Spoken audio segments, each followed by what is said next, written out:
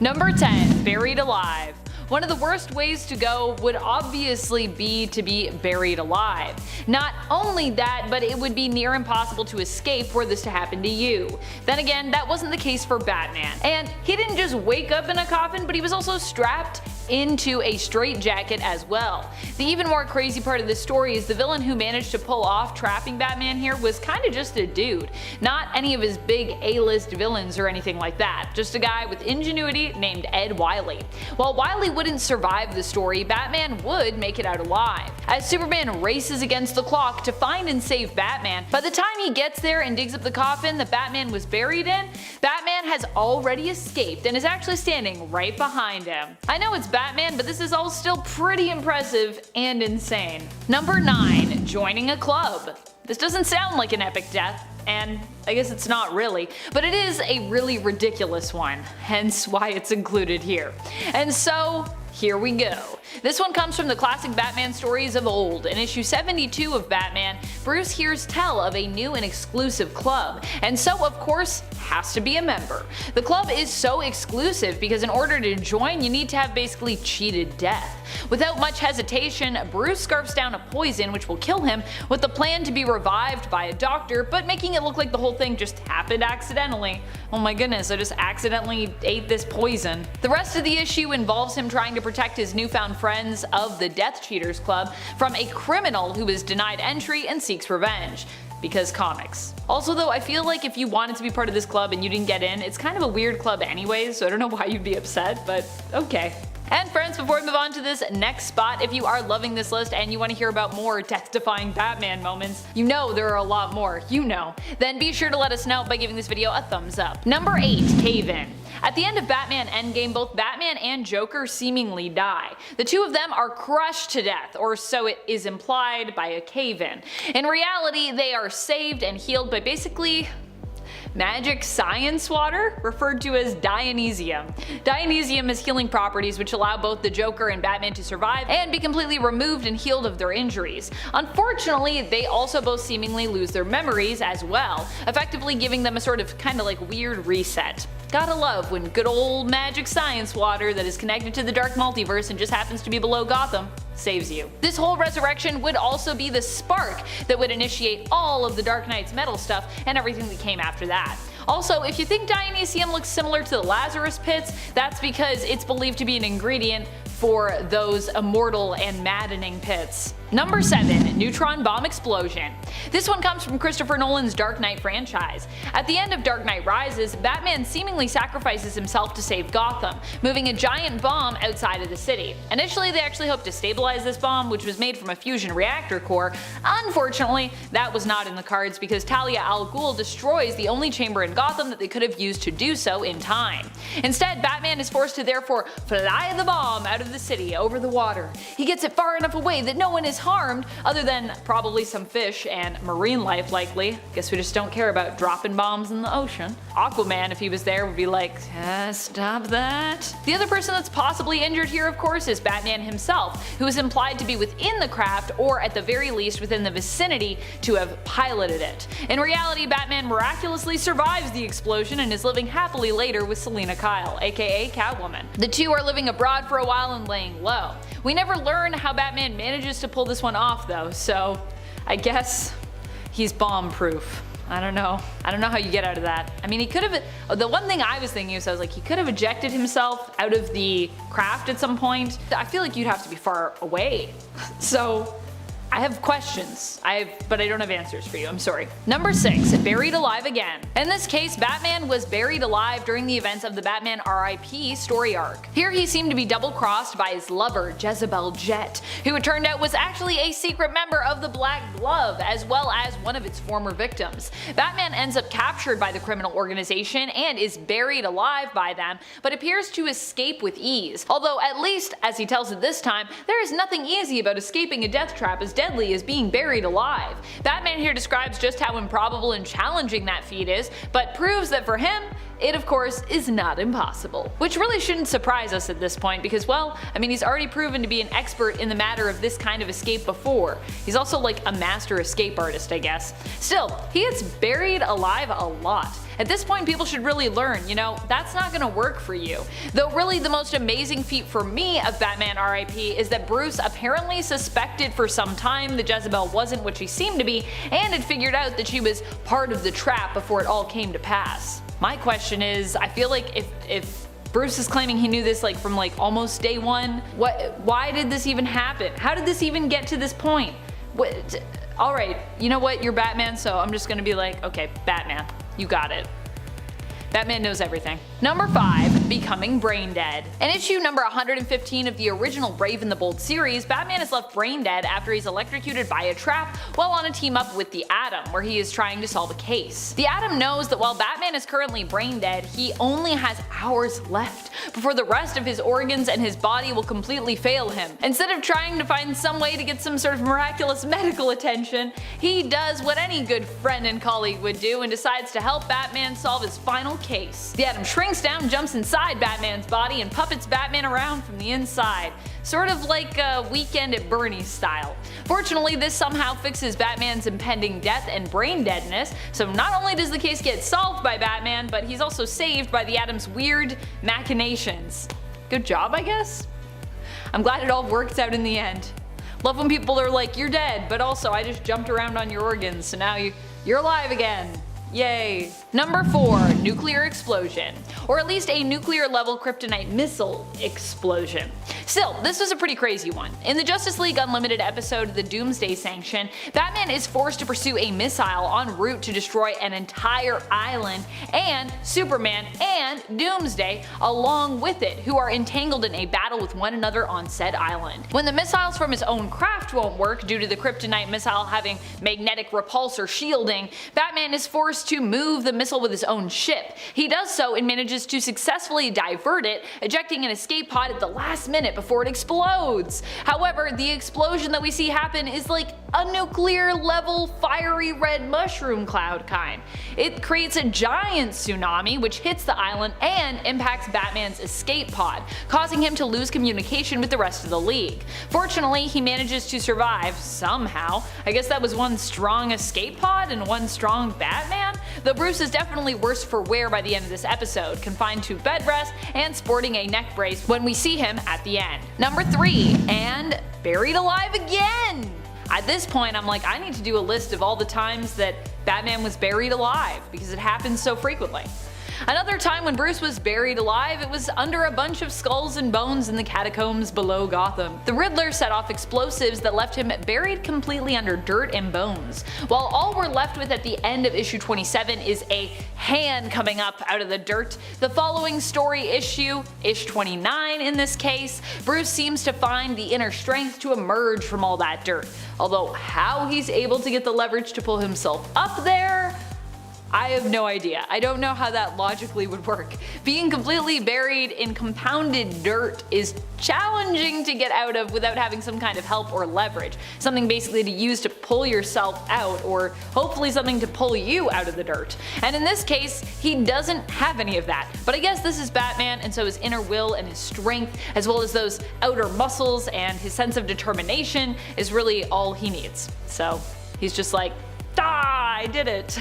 If there's anything I've learned from Batman, you can do anything if you just focus hard enough and you're determined and you believe. Number 2. Dodges Omega Beams. Speaking of things that seem impossible, but if you believe, Bruce might just be a human guy with no superpowers, but he has proven time and time again how indestructible and skilled he is, like when he faced Darkseid at the end of the Justice League Unlimited animated series. While facing off with the epic villain Darkseid fired his Omega Beams at Batman. The Omega Beam is a power that is notorious for being accurate and just like never missing its target. You may have seen it before and noticed all those sharp angles involved every time Darkseid fires it. That's actually because it moves around any objects that are in the way of its target, also chasing said target down until it is hit. Now in the animated series, however, this wasn't the case, as Batman manages to dodge the beam by basically putting a parademon in its way. This causes the beam to strike and vaporize the parademon, leaving Batman safe. Darkseid is impressed, and I think all of us watching are too, because that's like impossible. Impressive, Darkseid says. No one has ever dodged my Omega Beam. That's probably because it's not even possible, Darkseid. And yet. Number 1. Omega Sanction. Maybe one of the craziest things that Bruce has survived was when he took the Omega Sanction straight to the face from Darkseid, or straight to the sides of the head, I guess, more specifically. The Omega Sanction is an unstoppable force, but not for Batman. While Batman was seemingly vaporized in this fight, in reality this was actually a clone, and he himself had survived. Instead, Batman was transported through time and ended up having crazy adventures through time as he attempted to return home. But of course, for a long while, with his charred skeleton present after the fact of his not real death, many of us thought this might be the end this time for Batman. Of course, based on everything that has happened to this man prior that hasn't managed to kill him permanently yet, we maybe should have known better. You can't kill Batman. Not even Darkseid's Omega Sanction can. And Batman apparently in the animated world can just dodge Omega Beams, so he's invincible. Coming in at number 10, we have the time that Tony Stark faked his own death in order to keep his secret identity safe. During the Armor Wars event, which saw Iron Man trying to destroy all of the Stark Industries technology he had sold over the years, the iconic Avenger was put on the world's most wanted list for interfering with multiple nations' militaries.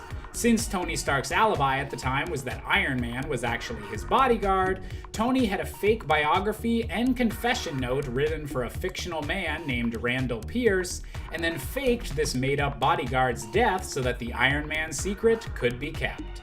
Definitely an odd way to end an Iron Man crossover event, especially considering how public Tony would be with his secret identity just a few years down the road. Coming in at number 9, we have the time that Tony Stark erased his entire brain just to thwart Norman Osborn. Following an action-packed few years in the Marvel Universe that saw both Civil War and the Skrull invasion, the former Green Goblin had become the head of a new team of Dark Avengers.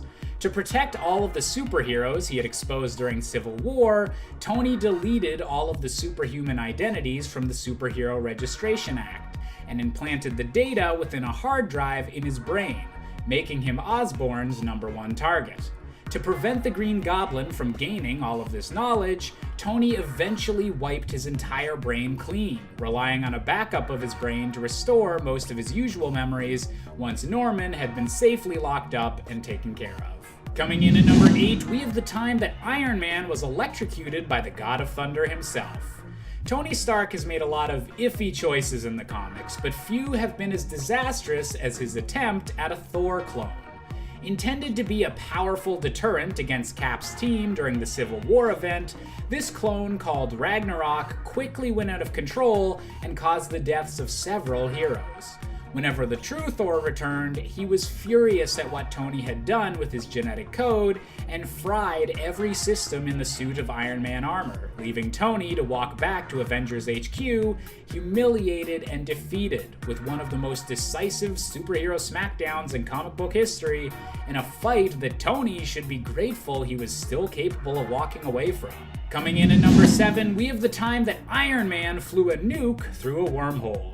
The end of the original Avengers film is one of the defining moments of the MCU, as Earth's mightiest heroes finally team up for the first time to put an end to Loki's Chitauri invasion in New York City.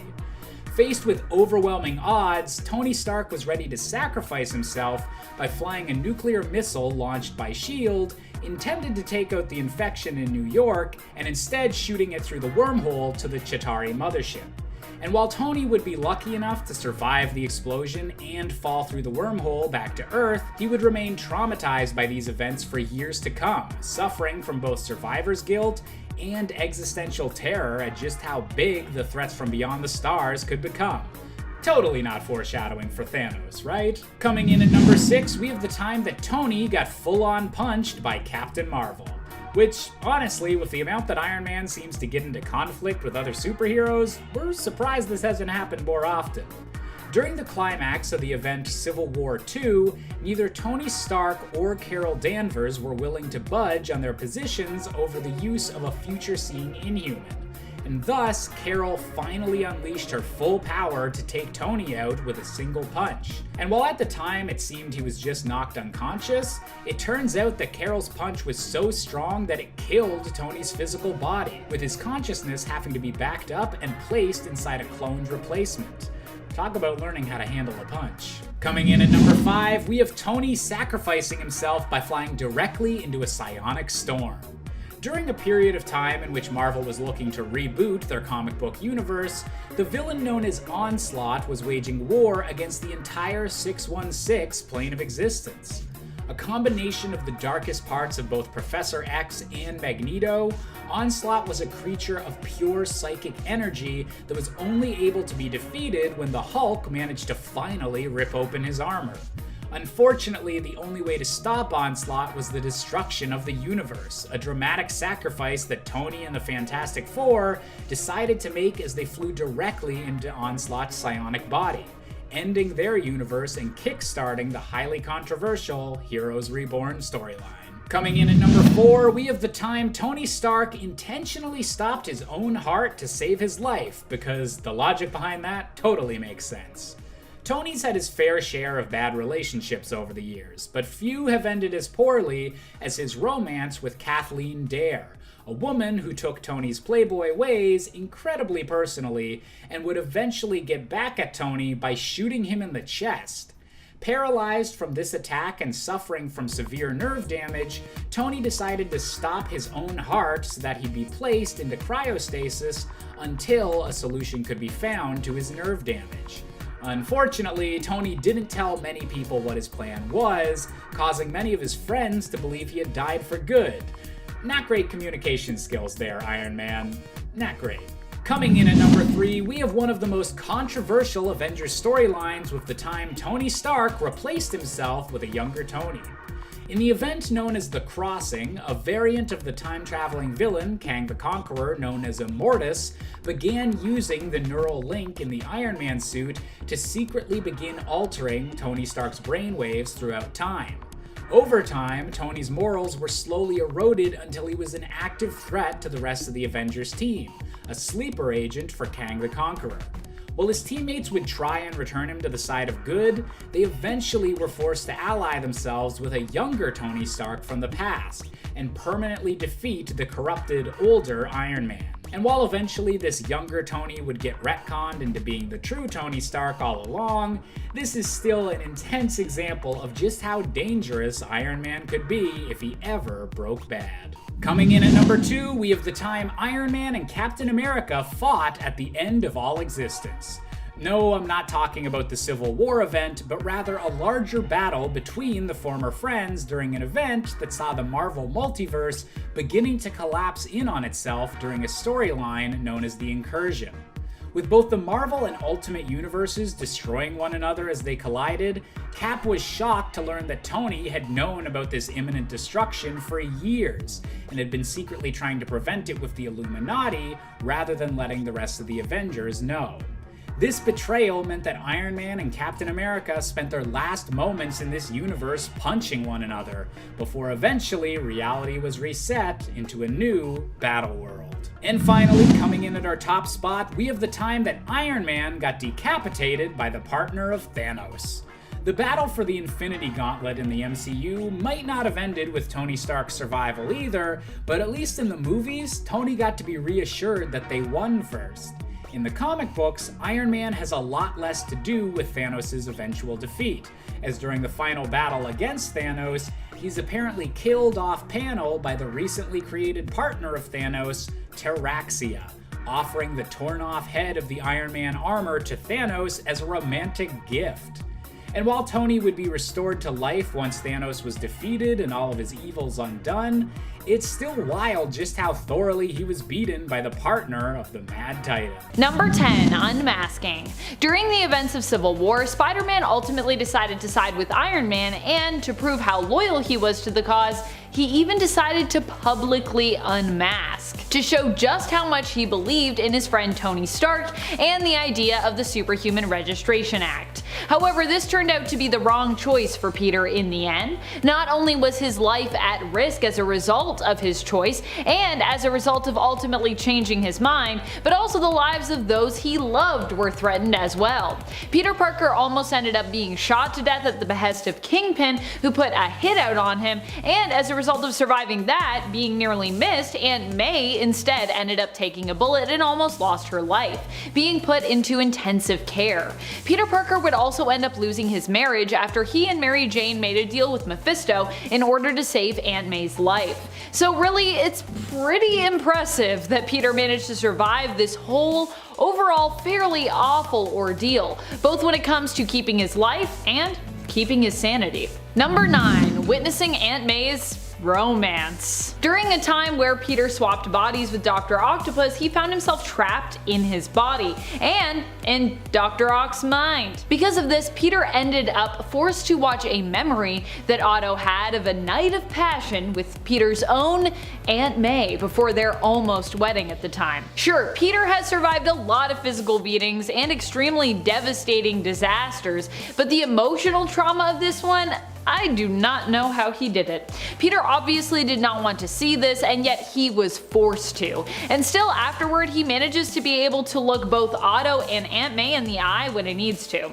I do not know how though. Not only did Peter survive this, by the way, but also survived witnessing all the beatings from Otto's perspective that he, as Spider-Man, had given him via Otto's memories. That is some mental and emotional durability right there. Although I guess this version of Peter kind of died, as he only managed to survive via his subconscious after this. Here's hoping he managed to forget this at least. Somehow. Maybe because only his subconscious kind of survived, his consciousness of this is like, boop, gone.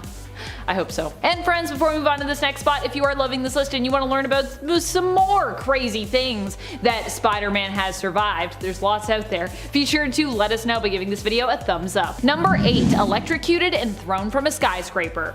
During the events of Marvel Knight's Spider-Man, as early as the 3rd issue in, Spider-Man gets badly beaten and ends up in such a bad way that he is rushed to the ER. This all happens after Aunt May has seemingly been kidnapped. In this much darker take on Spider-Man's world, is written by Mark Miller, Spider-Man confronts Electro and the Vulture, suspecting they may have been involved. During this fight, Spider-Man gets badly electrocuted more than once by Electro. In fact, at one point he is so severely and dramatically electrocuted that he ends up being flinged from a skyscraper and plummets to the ground, before he can recover enough to even shoot a web and swing to safety. Instead, he smashes all the way down and through a cab, knocked unconscious and badly injured. The paramedics then rush him to the hospital. That is how severely Electro injured him. Of course, this is Spider-Man, and somehow, miraculously, he manages to survive, but whew, it was definitely a close call. Number 7. Sinister War. Sinister War also really scrambled Spider-Man up. I mean, what's worse than one team of 6 sinister villains? How about a whole bunch of Sinister 6 teams? Which is exactly the trial that Peter faced during Sinister War. Pretty much all of the villains he came up against seemed to also want Spider-Man for one reason or another. And while some fought to actually protect Spidey, many more were fighting to harm, capture, or perhaps even kill him.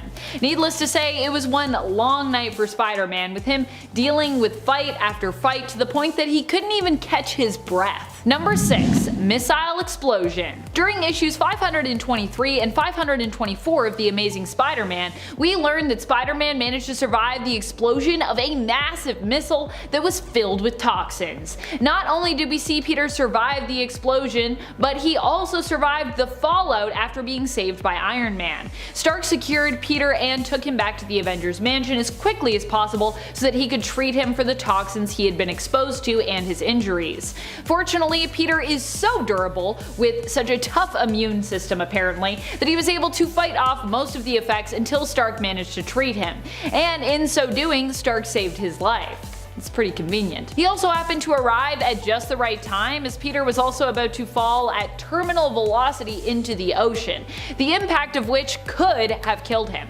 Quite lucky that he's so tough and that Iron Man arrived in the nick of time. That all worked out pretty well. Number 5. The Wrath of the SRA. Spider-Man not only impressively survived unmasking for his pal Tony Stark during the events of Civil War, but he also managed to survive betraying Tony as well. When Spider-Man got a good look at the camp Stark's side of the war were running, he realized that he had made the wrong choice, and attempted to walk out. Iron Man, however, isn't ready to let Peter go and attempts to stop him. He tries to tell S.H.I.E.L.D. to just bring Spider-Man in quietly, as all Tony wants to do is talk to him. He doesn't want to fight, but S.H.I.E.L.D., under the Superhuman Registration Act, denies Stark's request and attempts to have Spider-Man apprehended and arrested, sending the top secret Thunderbolts team that they have amassed after Spider-Man.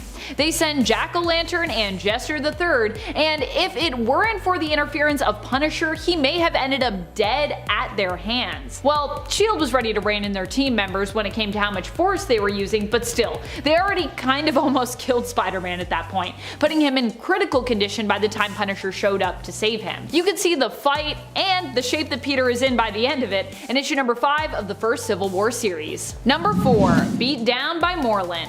During the story The Other, Peter seemed to be suffering from and ultimately dying of a mysterious illness. While struggling with this, MORLUN decided to pay Spider-Man a visit just to basically torment him. Focused on his potential impending death, Spider-Man is caught unawares when MORLUN attacks him while he's swinging around the city attempting to clear his mind. The two have an insanely explosive fight, but just as Peter thinks he has the upper hand, MORLUN brutally defeats him. He plucks out Spider-Man's eye and eats it, and then beats him to within an inch of his life. Spider-Man manages to survive this attack despite him losing an eye and being beaten to a pulp by MORLUN. Number 3. Killed by KRAVEN. In reality, KRAVEN never really killed Peter, although we were meant to believe that he had killed Spider-Man. I mean, it definitely looked like he'd killed Spider-Man. KRAVEN at one point sets out in KRAVEN's last hunt to beat Spider-Man by replacing him and proving that he is better than Spider-Man is. However, in the end, he begins to question if he's truly beaten Spider-Man,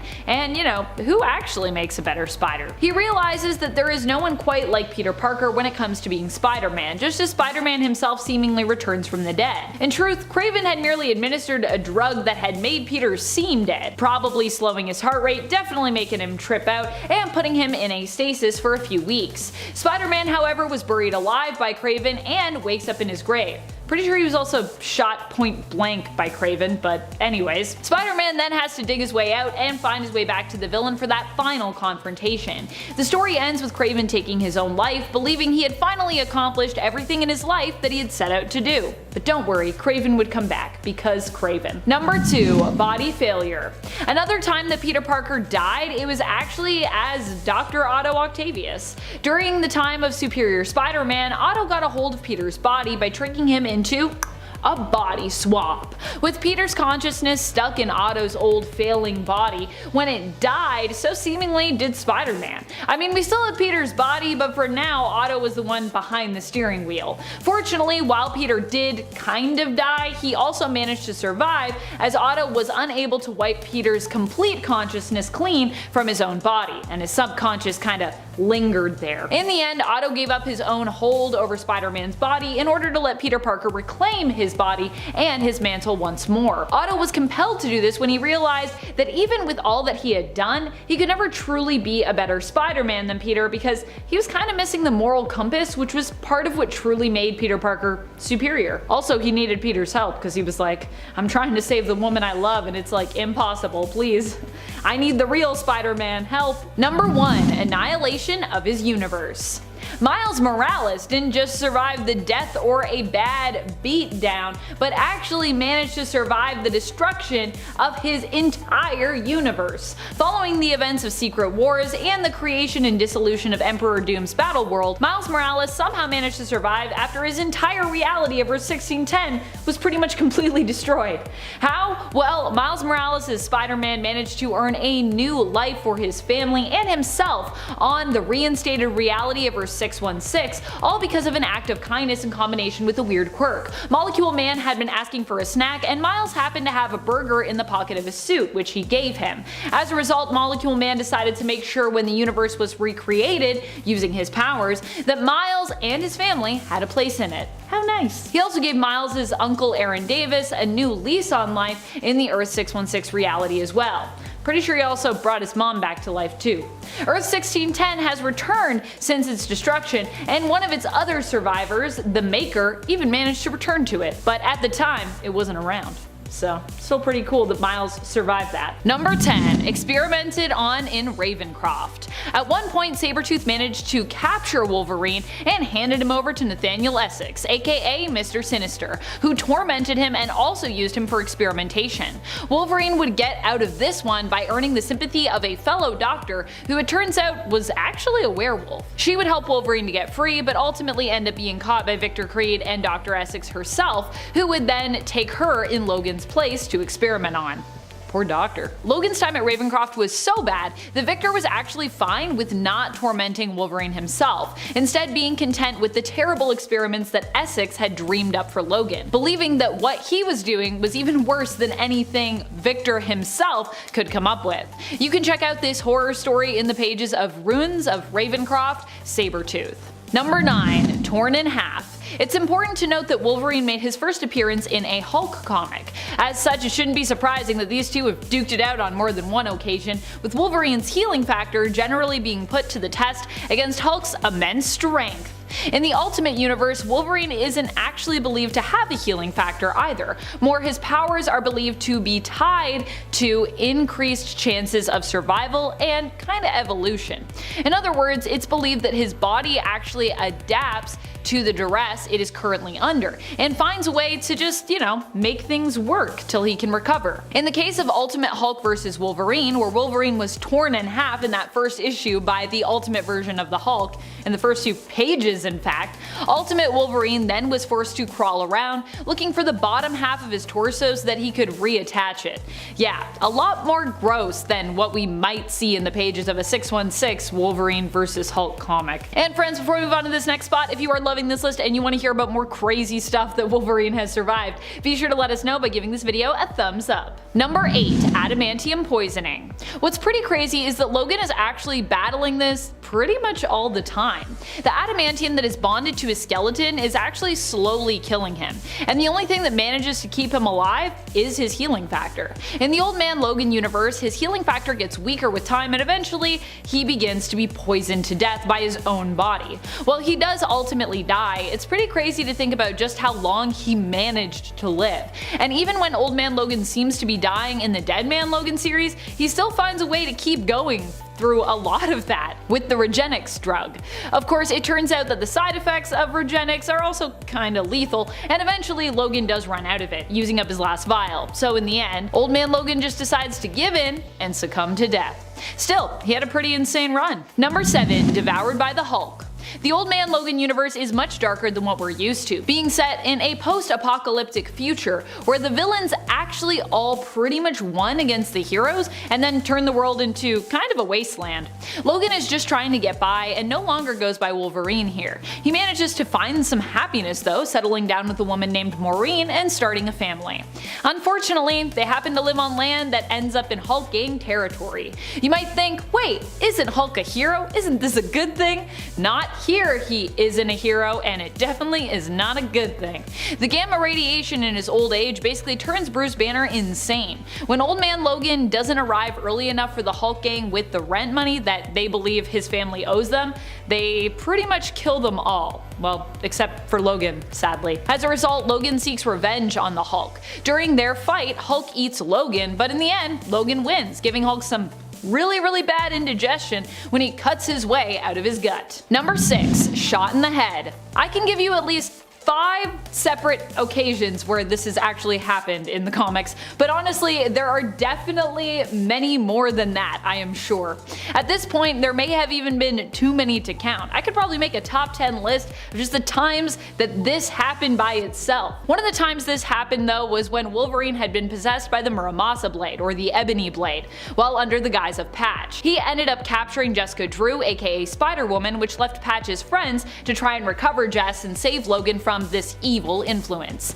Lindsay McCabe, Jessica Drew's and Patch's good friend at the time, was the one who ended up forced to shoot Patch in the head, and she seemed pretty confused when Patch managed to mysteriously recover, cause she could have sworn that, she shot him in the head. Of course, we'd later learn that Patch wasn't really fooling anyone, trying to pretend that he wasn't Wolverine because, you know, all the X-Men were supposed to be dead at that point. So either Lindsay didn't know this yet, or was simply playing dumb to help Logan feel more confident in his disguise. To watch Lindsay wrestle with whether or not to shoot, you can check out the first arc of the 1988 Wolverine series, with Lindsay taking said kill shot in issue number 3. And I know I wrote 89, but it's actually 88.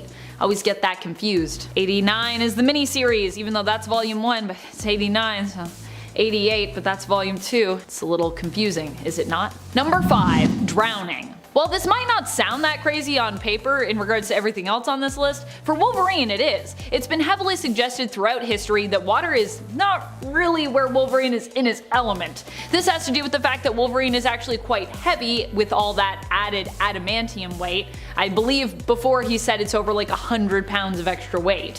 He also can't really fully heal from fully drowning. Eventually, it's believed that it would kill him. And he's come pretty close to death by being stuck underwater for prolonged periods of time, which is pretty crazy considering drowning his own son, Daken, in a puddle was the way that he defeated him when the two were forced to fight one another. One time, Wolverine seemingly drowned during an underwater fight with Tiger Shark, when his claws got stuck in a coral reef. Fortunately, we learned in issue 20 of the 1988 Wolverine series that he managed to escape, and only suffered from briefly being deaf after escaping the coral and returning to land. Wolverine has also fallen into oceans and washed up on foreign shores a few times, and lived to tell that tale, or those tales, although there are times when that experience seems to mess with his memories as opposed to his hearing. In fact, I'm trying to think of another time that he's drowned and his hearing has been messed up, but I mean, that definitely makes sense if you're deep underwater, because that would mess your hearing up. How come that never comes up again? Does it come up again? I don't know. Let me know if it does. Let me know what issue I need to read where that comes up again, because that would be cool. Number 4. Steamrolled. Instead of being rickrolled, he got steamrolled. During a team up with the Punisher gone wrong, Wolverine managed to survive a whole no-holds-barred fight with Frank Castle. Well, definitely no holds barred from Castle's side anyways.